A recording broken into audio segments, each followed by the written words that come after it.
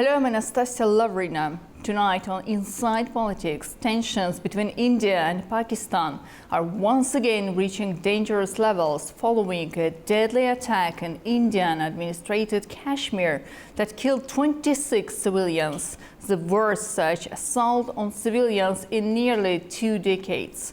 The two neighbours, both armed with nuclear weapons, have a long and troubled history dating back to 1947, when the partition of British India led to the creation of 2 sovereign states. Since then, India and Pakistan have fought 3 major wars, 2 of them directly over the disputed region of Kashmir, a territory both nations claim in full but control only in part. The mountainous region, rich in natural beauty but scarred by decades of conflict, has remained a persistent flashpoint for insurgency, military standoffs and diplomatic crises. Today, fresh exchanges of gunfire along the line of control, the de facto border dividing Kashmir, have reignited fears of a broader escalation.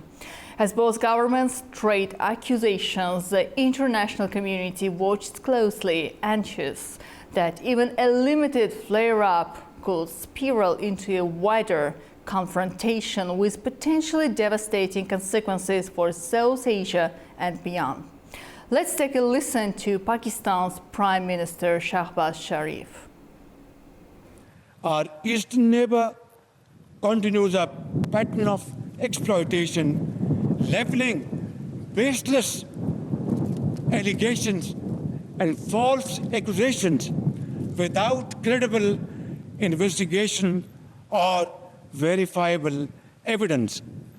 The recent tragedy in Pahalgam is yet another example of this perpetual blame game, which must come to a grinding halt.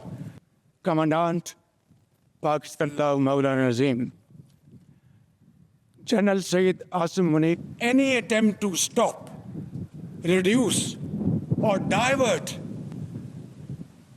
the flow of water belonging to Pakistan under the Indus Waters Treaty would be responded to with full force and might, and nobody should remain under any kind of false impression and confusion. Countries, including Qatar, Iraq, our valiant armed forces remain fully capable and prepared to defend the country's sovereignty and its territorial integrity against any misadventure. So joining us to discuss the latest developments are Fahad Hussain, senior Pakistani journalist and political commentator, and Pascal Mas, regional analyst specializing in South Asian geopolitics. Gentlemen, thank you both for being with us. And let me start with you, Mr. Hussain. How does Pakistan respond to India's accusations of backing the attackers in Kashmir? Thank you very much for inviting me to your show. I think it is very clear that Pakistan has no linkages to this very terrible attack that happened in that town in occupied Kashmir. And so far, India has not been able to produce any shred of evidence to back up its claims. So as far as we are concerned here in Pakistan, the situation is very simple. Either India shows something which can be, which links, which backs up its accusations, or it should back off from this threats that it is hurling at Pakistan. However, having said that, what we are hearing are not very comforting reports, and there are continuing prospects of India embarking on a misadventure. If that were to happen, Pakistan has made it absolutely clear that there will be retaliation. So it is, I think, in the interest of both of our countries that India backs down from its very aggressive posture. So while Islamabad firmly denies charges, tensions continue to mount. So, Mr. Hussain, staying with you again, what factors does Pakistan believe have triggered this latest surge? Well, as far as Pakistan is concerned, there is nothing that would even suggest remotely that any act of terrorism would be to our benefit. In fact, what we firmly believe is that there are very good chances that this tragic incident may have been engineered to put the blame on Pakistan. And one key point, I think, which needs to be highlighted is that accusations and blame against Pakistan from India started coming within minutes of the actual event happening. So there was no investigation, there was no evidence, there was nothing that would prompt India and many of its commentators to start blaming Pakistan a few minutes after the actual event. So clearly that suggests that there was some planning, some motive, some logic which prompted India to pin the blame on Pakistan, and that is extremely unfortunate. Well, beyond immediate claims and counterclaims, the wider regional landscape has also shifted. So, Mr. Mas, how have broader dynamics beyond Kashmir shaped the current crisis? Well, this is, as you mentioned before, this is not a new thing. This dispute between Pakistan and India for this area. Of course, it comes from the very beginning of the independence in 1947. But nowadays, this turned into a very dangerous and serious dispute between the two countries because of this water treaty, which has been cancelled partially by India. And Pakistan cannot stand this because, of course, it is a question of surviving for these provinces, economical survival for these provinces. And so it makes another scale on the ladder of this terrible dispute. Of course, Kashmir itself has a long, complex history, but Mr. Mas, can you help us understand the deeper structural causes that keep pulling this region back into conflict? Well, so mainly, of course, it is based at the very beginning, the way this area has been cut during the independence by the English, but there is also something else, is that this area is mainly is under the rule of India, while the population is in majority Muslim. And on the other side, Pakistan, for this reason, say that it belongs to it. Rising hostilities are a growing fear on the ground. So, Mr. Hussain, from Islamabad's vantage point, how serious is the risk that these border skirmishes could escalate into a largest conflict? Well, clearly the risks are very much there because what we are hearing from India is very aggressive posturing and naked threats.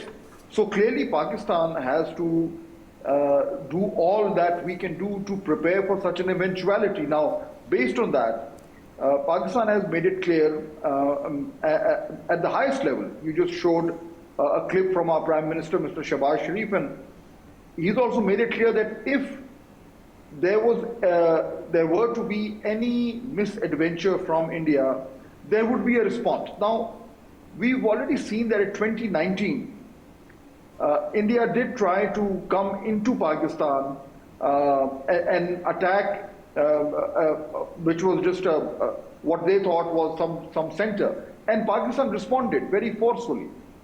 So at this time around, Pakistan has also said that it is prepared for any aggression from India, whether it comes through the air or through the ground or through via the sea. And I think the most dangerous thing, as you very rightly said, is the prospects or risk of escalation. Because in such a situation, Pakistan will respond. There is no question that Pakistan will not retaliate if it is attacked. So the dangers of escalation are there, which is precisely why Pakistan and many other countries are urging India to see sense and step back from this very aggressive posturing. Mr. Mas, beyond the immediate military tensions, political realities are at play. So to what extent do domestic pressures within India and Pakistan influence decisions along the line of control? Well, these declarations and the counter declaration obviously make the tense growing up. But there should be something to get in mind is that all the neighboring countries are concerned by this crisis.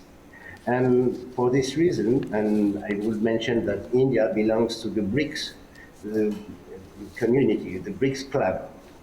And there is one part of the area which is under Chinese control. India and China made an agreement on another area which was on dispute for years after the Kazan BRICS summit in 2024 in Kazan, Russia. But the domestic achievements are not mainly the source of the tense, nor the source of the resolution of this conflict. Obviously, neighboring countries, neighboring powers would intervene in this area because it is not a match between two countries on a polo game ground. Both of them have military weapons and are able to use each other.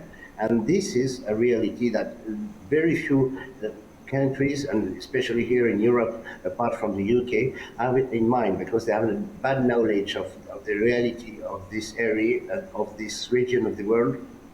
And they have no idea that the catastrophic achievement that might arrange in the coming days if the tense is not getting lower in the coming hours.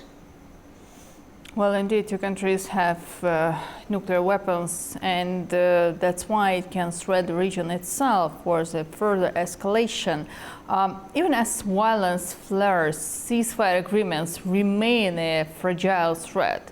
So, Mr. Hussain, how committed is Pakistan today to upholding the 2021 ceasefire deal?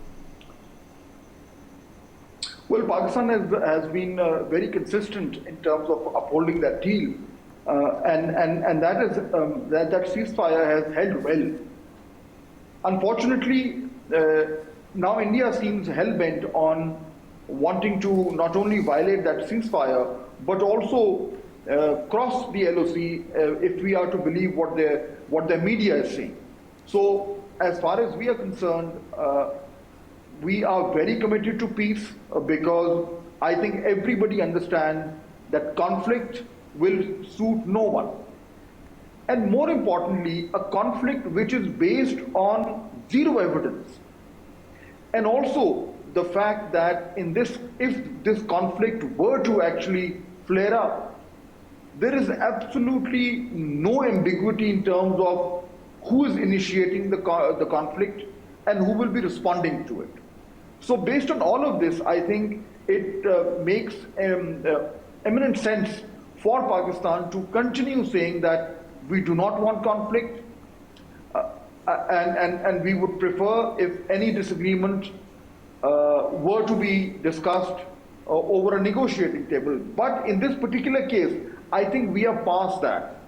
And from what we can sense, India is hell-bent on embarking on some sort of a misadventure, and that would trigger consequences which I think would be very difficult to predict for either India or Pakistan.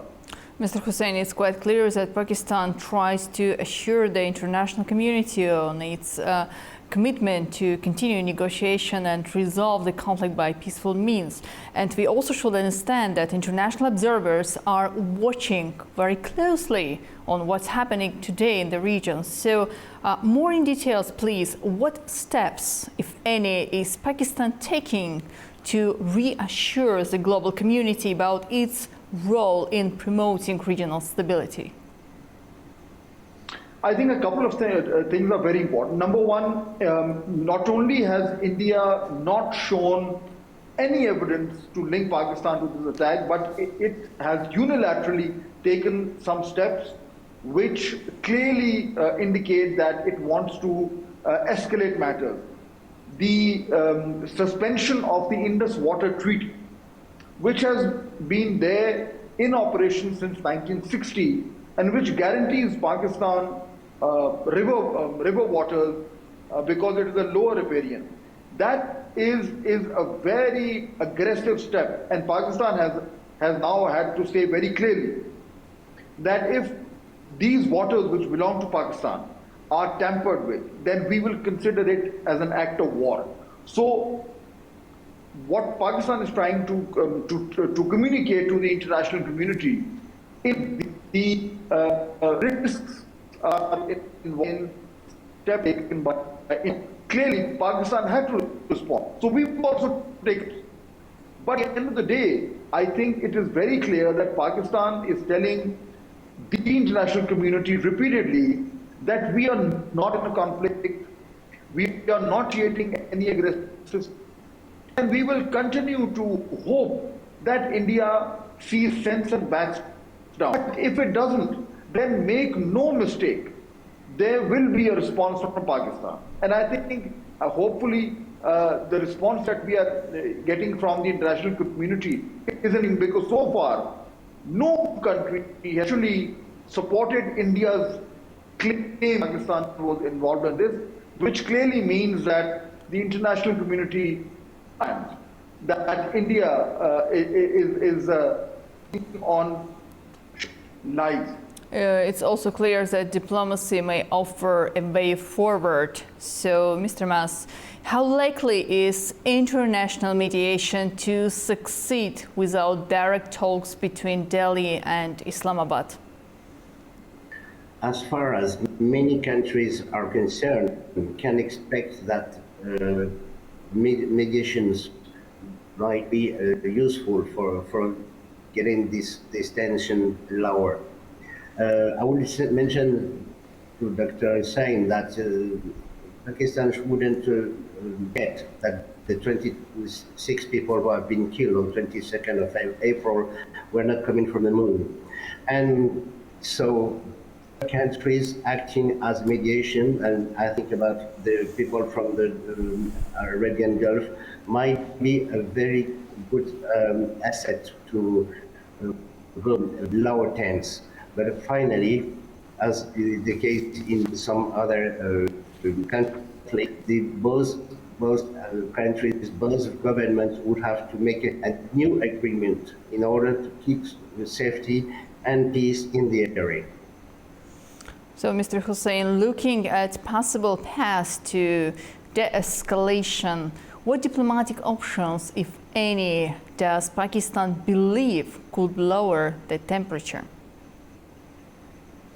Well, I think Pakistan believes that international intervention for diplomacy to de-escalate the situation is important.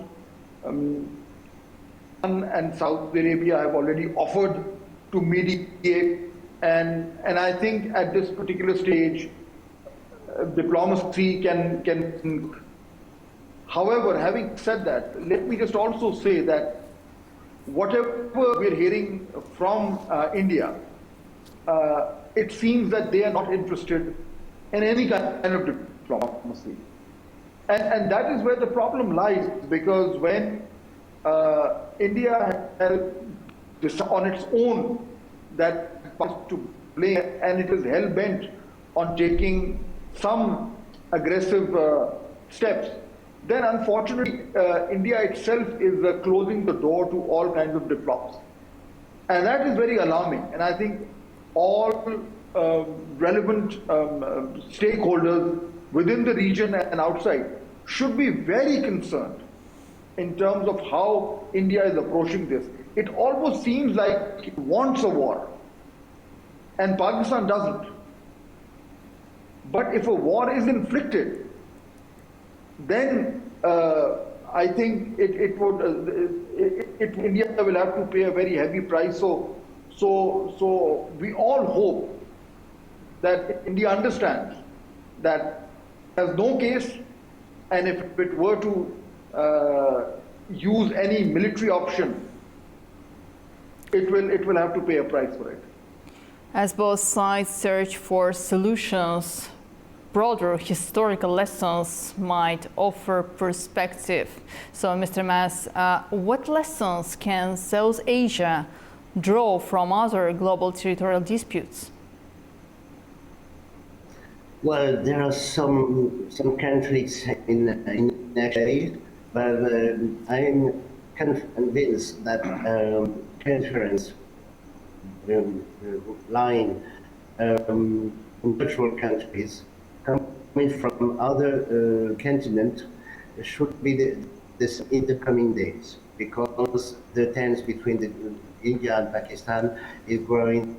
That this is not tolerable, and well, so a conference might take place in a neutral place with neutral partners, the basis of new path to peace. And finally, Mr. Mas, how could stronger regional economic initiatives shape long-term peace efforts between India and Pakistan? The main thing to solve it immediately is to renew the Indus Water Treaty, because the basis of the economy of both of the area concerned. So a new agreement should be discussed and signed in the coming days, because our economy, especially agricultural economy, is based on the access to water, and this is not the only place in the world climate makes. For instance, in Lebanon, Israel, and Jordan, there is also a big dispute about sharing the water of the Jordan, and this is a lesson that our friends would take advantage of. Well, gentlemen, thank you both very much for joining us today on Inside Politics. See. Thank you. As tensions rise and accusations fly, the need for dialogue and diplomacy remains urgent. While political pressures at home and historic grievances weigh heavily, it's regional cooperation and renewed economic ties that may ultimately hold the key to lasting stability. Thank you to our guests, and thank you for watching Inside Politics. I'm Anastasia Lavrina. See you soon.